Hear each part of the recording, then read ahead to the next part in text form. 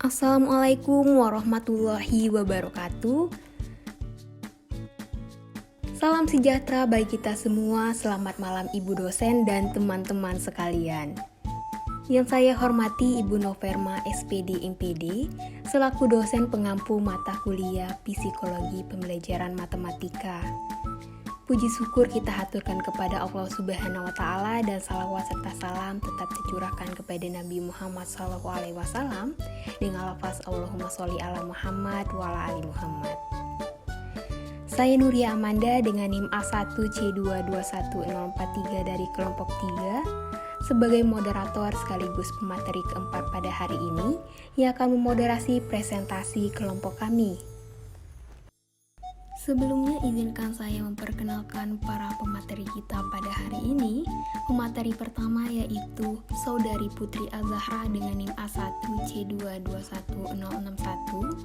Pemateri kedua yaitu Saudari Dita Nursyarani dengan NIM A1C221078. Pemateri ketiga yaitu Saudari Anissa Raihan Fadila dengan NIM A1C221003. Pemateri keempat yaitu saya sendiri Nuria Amanda dengan NIM A1C221043. Pemateri kelima yaitu Saudari Jelina Pasaribu dengan NIM A1C221102.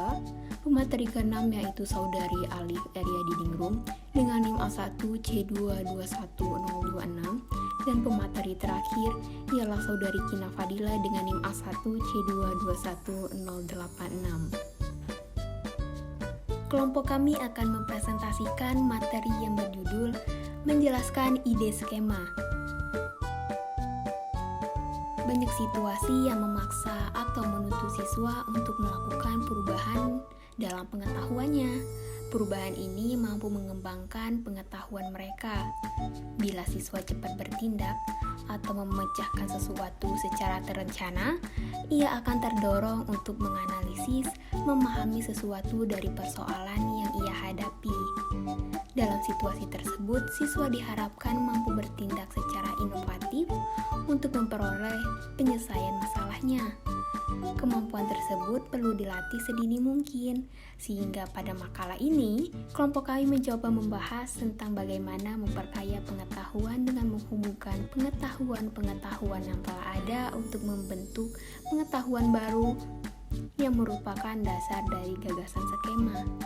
Untuk mengetahui lebih lanjut, mari kita simak penjelasan dari kelompok kami. Halo semuanya, saya Putri Azahra dengan NIM A1C221061. Di sini saya akan menjelaskan materi yang pertama yaitu ide skema. Pasti kalian bertanya-tanya kan apa itu ide skema? Baiklah, saya akan menjelaskan pengertian dan konsep skema.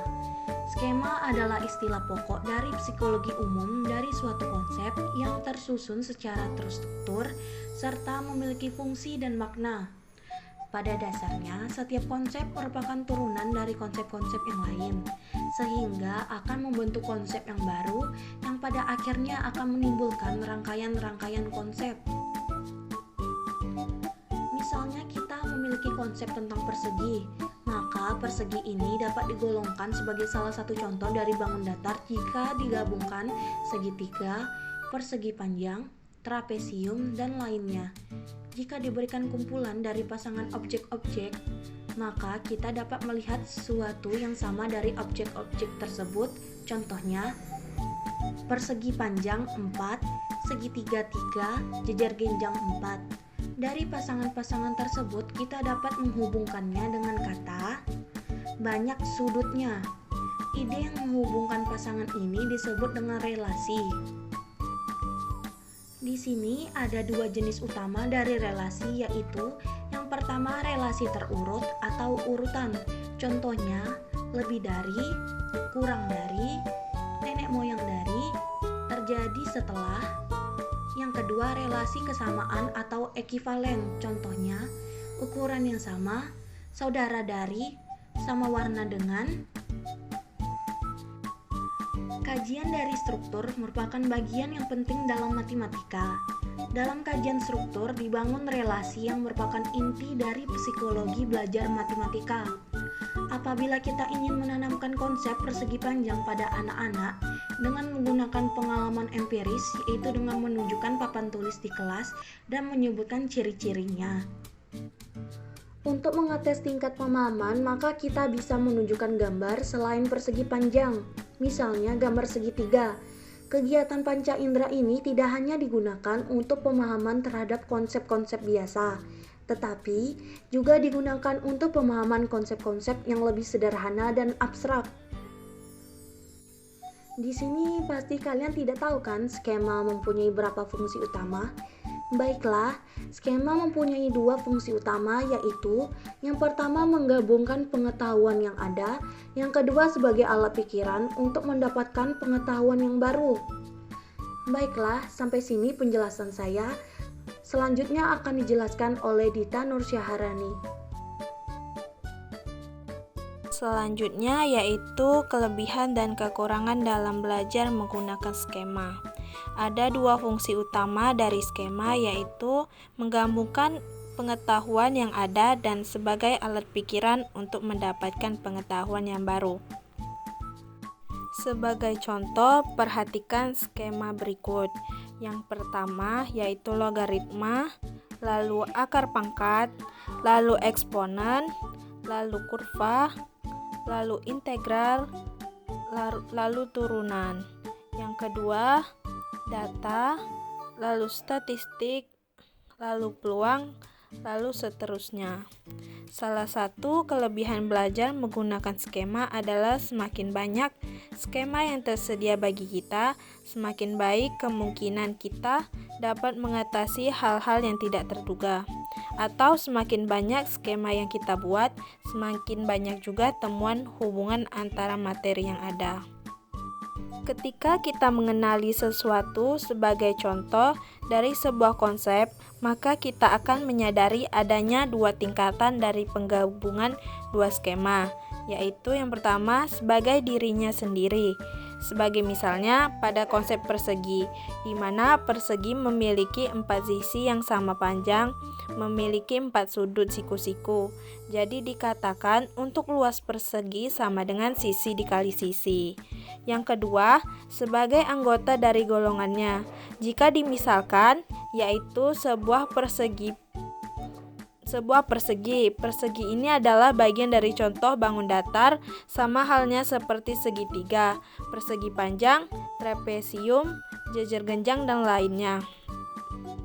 Skema merupakan sesuatu yang penting untuk memperoleh pengetahuan selanjutnya. Misalkan, jika kita ingin menjadi guru matematika, maka kita membutuhkan pengetahuan dalam bidang pendidikan, terutama psikologi pendidikan, teori belajar mengajar, dan yang terpenting pengetahuan matematika.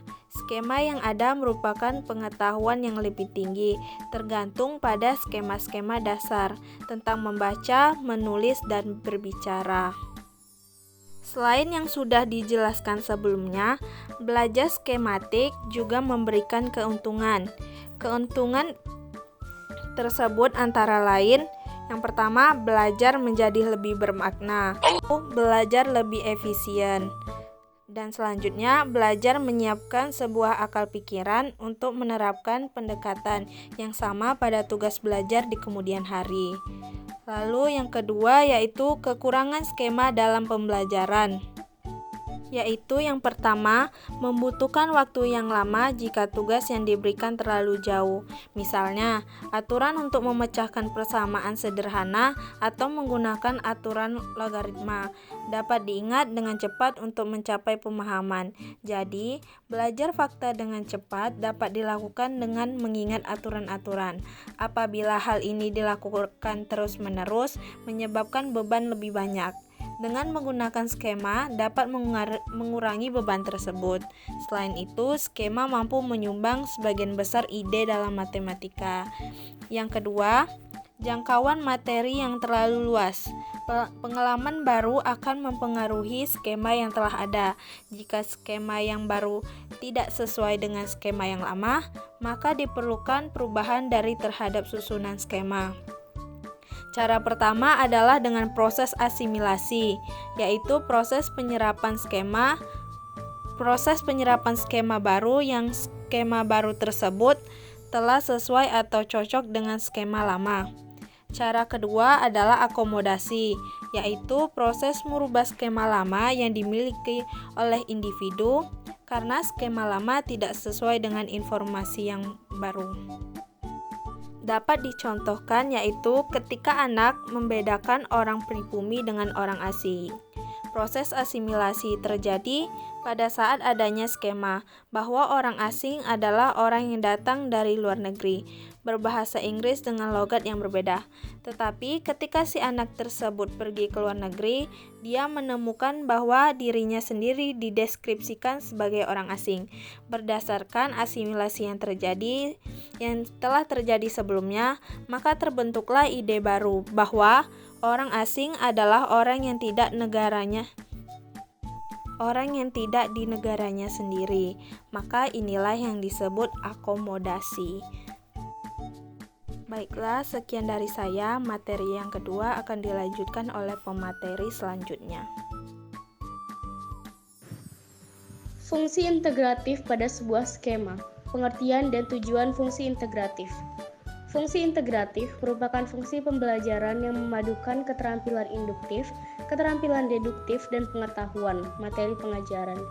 Egen dan Kauchak 2012-259 mendefinisikan fungsi integratif sebagai sebuah fungsi pengajaran atau instruksional untuk membantu peserta didik mengembangkan pemahaman mendalam tentang pengetahuan sistematis sambil secara bersamaan melatih keterampilan berpikir kritis mereka.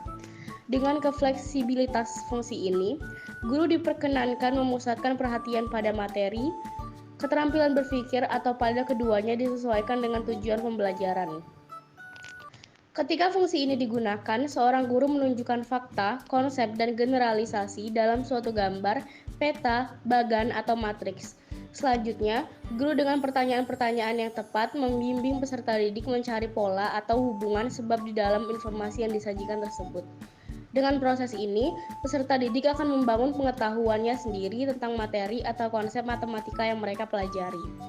Terdapat dua tujuan belajar yang akan dicapai dengan fungsi ini.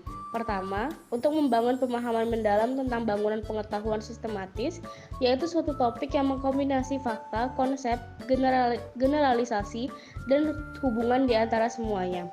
Tujuan yang kedua adalah membangun kemampuan untuk berpikir kritis. Pembahasan selanjutnya akan dilanjutkan oleh rekan saya. Dalam aktivitas fungsi integratif, ada 5 fase yang saling berhubungan. Fase-fase ini adalah fase describe, fase compare, fase explain, fase hypothesize, dan fase generalize. Untuk mengetahui lebih, mari kita simak penjelasan berikut ini. Fase describe. Fase describe atau menggambarkan terjadi pada awal pembelajaran. Secara langsung, guru menarik perhatian peserta didik pada data yang disajikan dalam bentuk bagan atau matriks atau gambar lainnya dan meminta mereka untuk mengamati dan kemudian mendeskripsikan informasi tersebut.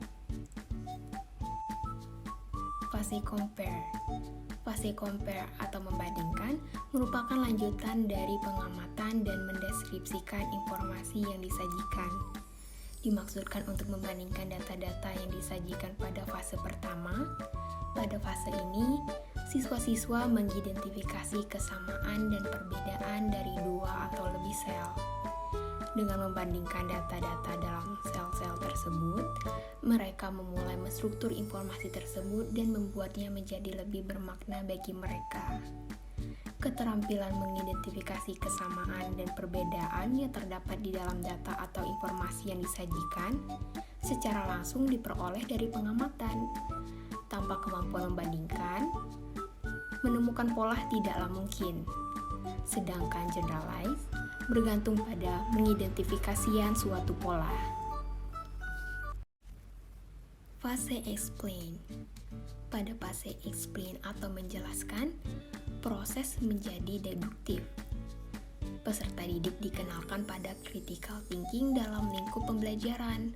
Setelah mengidentifikasi fakta atau konsep yang terdapat informasi, mereka diminta untuk memberikan penjelasan mengenai hasil identifikasi tersebut dan menjelaskan terkait dengan identifikasi tersebut. Hingga pada titik ini, proses berganti dari induktif ke deduktif. Selanjutnya, membuat dokumentasi penjelasan melalui informasi yang teramati dalam data yang disajikan. Seorang guru yang tujuan pembelajarannya berpusat pada critical thinking akan memberikan tekanan khusus pada aspek ini. Fase hypothesis. Pada fase hypothesis, setiap siswa-siswa diminta untuk merespons suatu situasi hipotetikal di luar informasi yang ditunjukkan pada mereka. Mereka diminta untuk berpikir lebih umum dan lebih abstrak dibandingkan dengan fase-fase sebelumnya. Untuk alasan ini, proses diperluas dengan satu langkah berikutnya, yaitu generalizing. Hypothesizing adalah kemampuan menjawab suatu pertanyaan, bagaimana jika adalah sesuatu bentuk hypothetical reasoning.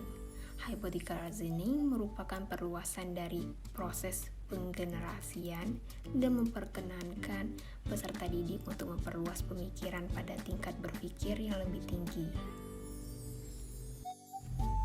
Fase generalize. Pada fase generalize, siswa-siswa membuat rangkuman dari informasi-informasi tersebut dan kemudian membuat satu atau lebih generalisasi dari informasi tersebut. Dengan memperhatikan fase 1 dan fase 2 merupakan fase induktif. Hai teman-teman, perkenalkan nama saya Jelina Pasaribu dengan nomor induk mahasiswa A1C2211102. Tujuan skema dalam pembelajaran matematika. Karena pembelajaran matematika sangat pesat, maka guru harus menyiapkan siswa agar dapat menyesuaikan diri dengan perkembangan matematika. Utama dari skema sebagai alat belajar adalah kecocokan dari skema yang sebelumnya yang akan membuat proses asimilasi dari ide yang akan datang menjadi lebih baik. Dengan demikian, tujuan skema dalam pembelajaran matematika antara lain: yang pertama, membangun fondasi yang kuat dan struktur tentang ide-ide matematika dasar. Yang kedua, membimbing siswa menemukan ide-ide baru. Ketiga, mengajarkan siswa untuk selalu menyesuaikan skema lama dengan skema baru. 4. Mengoptimalkan pembelajaran pada aspek afektif, yang mana afektif berhubungan dengan nilai, yang dalam konteks ini adalah suatu konsep yang berbeda dalam pikiran manusia yang sifatnya tersembunyi. Tidak dalam dunia empiris, pengoptimalan aspek afektif akan membentuk siswa yang cerdas sekalipun memiliki sikap positif dan secara motorik terampil. Kelima, mengaktifkan siswa dalam proses pembelajaran. Baiklah, saya Aliveria Dianingrum dengan NIM 026 akan melanjutkan pembahasan materi mengenai pemahaman. Memahami gagasan dari skema menurut John A. Van de Waal tahun 2007 halaman 26, pemahaman didefinisikan sebagai ukuran kualitas dan kuantitas hubungan suatu gagasan dengan gagasan yang telah ada. Pemahaman tergantung pada gagasan yang sesuai, yang telah dimiliki, dan tergantung pada pembuatan hubungan baru antar gagasan. Puncak pemahaman berisi hubungan yang sangat banyak. Gagasan yang dipahami dihubungkan dengan banyak gagasan yang lain oleh jaringan konsep dan prosedur yang bermakna. Untuk melihat bagaimana pemahaman siswa, sebagai contohnya, dapat dilihat dengan cara melakukan perhitungan untuk penjumlahan dan pengurangan bilangan-bilangan 2 atau 3 digit. Misalnya, apa yang mungkin berbeda ketika siswa menjumlahkan 37 dan 28? Bagi siswa-siswa yang memahami 37 hanya didasarkan pada proses membilang, dimungkinkan mencari jumlah dengan menggunakan benda-benda dan membilang seluruh benda. Nah, seorang siswa yang telah belajar puluhan dan satuan tetapi dengan pemahaman terbatas, mungkin akan menggunakan pendekatan tradisional, ditulis dengan 2 baris dengan rata lalu menjumlahkan 7 dan 8. Sehingga, siswa mungkin akan menuliskan 15 dan akhirnya memperoleh jawaban 65. Sedangkan bagi siswa yang memahami bahwa bilangan-bilangan dapat dipecah-pecah dalam banyak cara, yaitu yang memahami bahwa dari 38 ke 40 adalah sama dengan dari 8 ke 10, atau yang dapat melihat bahwa jumlah dua bilangan tetap sama jika siswa menambah salah satu bilangan dan mengurangi dengan bilangan sama pada bilangan yang lain. Siswa mungkin akan menjumlahkan 30 dan 20 dan menggabungkan penjumlahan 8 dan 7. Mungkin juga siswa akan menjumlahkan 37 dan dengan 30, kemudian menguranginya dengan 2, dan mungkin juga dengan cara-cara yang lain. Berdasarkan contoh tersebut, dapat terlihat bagaimana tiap-tiap siswa mengembangkan gagasan yang berbeda tentang pengetahuan yang sama, sehingga dapat kita ketahui bahwa antar siswa mempunyai pemahaman yang berbeda-beda. Pada kasus aturan perhitungan tradisional, risikonya adalah siswa belajar aturan dengan benar tetapi tidak memiliki atau hanya memiliki pemahaman yang terbatas tentang mengapa aturan tersebut berlaku. Banyak siswa belajar aturan tanpa makna yang dikaitkan dengan rasio yang merupakan upaya merealisasikan antar gagasan. Baiklah, sekian dari pembahasan saya. Pembahasan berikutnya akan dilanjutkan oleh Saudari Kina Fadila. Oleh karena itu, dalam proses pembelajaran perlu ditekankan pada pemahaman relasional. Pemahaman relasional membuat usaha yang dilakukan tidak hanya bermanfaat, tapi juga penting. Berikut beberapa keuntungan-keuntungan dari pemahaman relasional. Yang pertama, meningkatkan ingatan pembelajaran. Secara relasional, hanya sedikit kemungkinan informasi yang diperoleh akan hilang. Informasi yang berkaitan akan tersimpan lebih lama, dan untuk mendapatkan informasinya kembali akan lebih mudah. Yang kedua, sedikit mengingat gagasan besar. Merupakan jaringan yang membuat sekumpulan konsep-konsep yang saling berhubungan. Jaringan yang dibuat sedemikian baik sehingga semua bagian informasi dapat tersimpan dan dapat ditemukan kembali sebagai satu kesatuan dan bukan merupakan bagian-bagian yang terpisah. Yang ketiga, membantu mempelajari konsep dan cara baru sebuah gagasan yang secara lengkap dipahami lebih mudah, diperluas untuk memahami gagasan baru. 4. Meningkatkan kemampuan pemecahan soal. Schonfeld menyatakan bahwa penyelesaian soal baru memerlukan transfer gagasan yang dipelajari dalam suatu konteks ke situasi baru. Bila konsep-konsep yang disimpan dalam jaringan yang kaya kemampuan pentransferan dan pemecahan soal dapat ditingkatkan secara signifikan. 5. Membangun sendiri pemahaman semakin luas. Pemahaman dan lebih terstruktur, maka sangat mungkin memperoleh penemuan-penemuan yang menghasilkan pemahaman baru. Menurut Skep, jika memperoleh pengetahuan merupakan hal-hal yang menyenangkan, maka orang-orang yang mempunyai pengetahuan, memperoleh pengetahuan, kemungkinan besar akan menemukan sendiri gagasan baru, khususnya ketika menghadapi situasi yang pemecahan masalah. Yang terakhir, memperbaiki sikap dan rasa percaya diri. Pemahaman relasional mempunyai pengaruh efektif dan kognitif. Gagasan yang dipahami dan dimengerti dengan baik akan mengembangkan konsep diri yang positif baik siswa, yakni kecakapan untuk belajar dan memahami pelajaran. Membangun sesuatu dengan dunia nyata diperlukan alat-alat, bahan, dan usaha. Begitu pula dengan mengkonstruksi suatu ide. Alat-alat yang diperlukan untuk membangun pemahaman adalah gagasan yang telah ada, yakni pengetahuan yang telah dimiliki. Materi yang digunakan adalah bagian yang dilihat, didengar, atau yang disentuh. Terkadang, sebagian material adalah pemikiran atau gagasan kita sendiri. Usaha yang harus dilakukan adalah berpikir secara aktif dan reflektif, mengkonstruksi pengetahuan dengan pemikiran reflektif, yakni secara aktif memikirkan sesuatu ide, yakni mengubah melalui gagasan yang ada untuk mencari gagasan yang kiranya paling berguna untuk memberi arti terhadap gagasan baru. Sekian dari penjelasan saya kembalikan ke moderator. Terima kasih.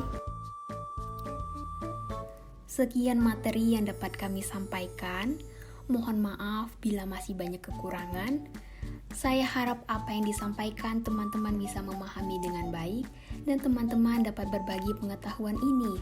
Saya juga mengucapkan terima kasih banyak kepada teman-teman yang telah menyimak dan mendengarkan dengan baik. Semoga kita bisa bertemu di lain kesempatan. Akhir kata, wassalamualaikum warahmatullahi wabarakatuh.